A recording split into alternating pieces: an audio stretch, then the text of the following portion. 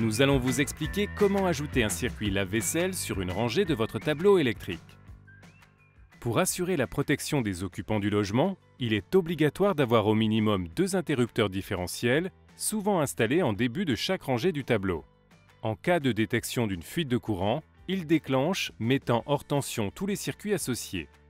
Il empêche ainsi tout risque de choc électrique. Le choix de l'interrupteur différentiel se fait selon le circuit concerné et l'intensité requise. Pour un circuit lave-vaisselle, un interrupteur différentiel de type AC est requis. Assurez-vous que la rangée sur laquelle le circuit lave-vaisselle va être ajouté est bien protégée par un interrupteur différentiel de type AC, sinon utilisez une autre rangée. Vérifiez aussi que l'intensité de l'interrupteur différentiel est suffisante.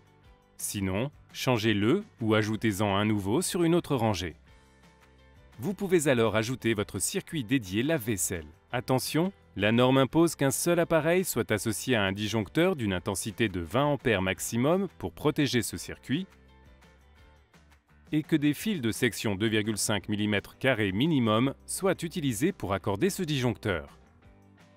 Pour installer le disjoncteur, munissez-vous d'un disjoncteur 20 A, d'un peigne d'alimentation horizontale, d'une pince coupante, d'une pince à dénuder et d'un tournevis plat. Comme avant toute intervention, coupez le courant via le disjoncteur d'abonné et assurez-vous de l'absence de tension à sa sortie.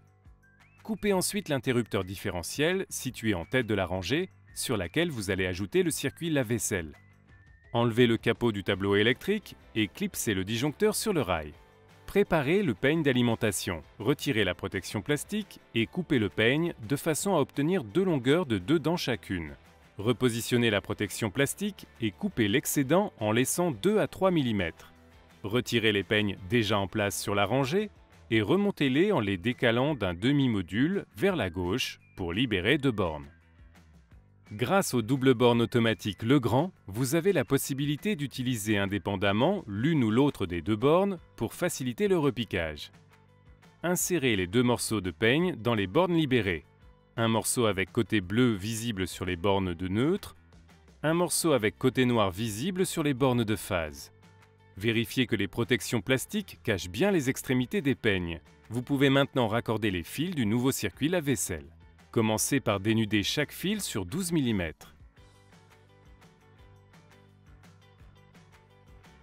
Raccordez le fil de neutre, puis le fil de phase sur le disjoncteur.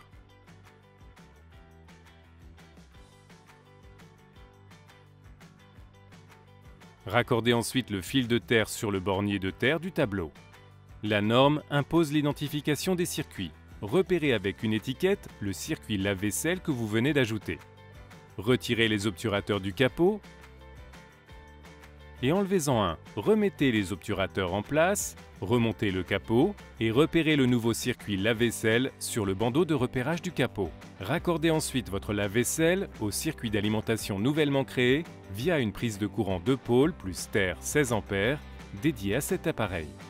Une fois le lave-vaisselle installé, remettez le courant au disjoncteur général et remontez la manette de l'interrupteur différentiel en tête de rangée puis celle du disjoncteur que vous avez ajouté. Votre lave-vaisselle est désormais opérationnel.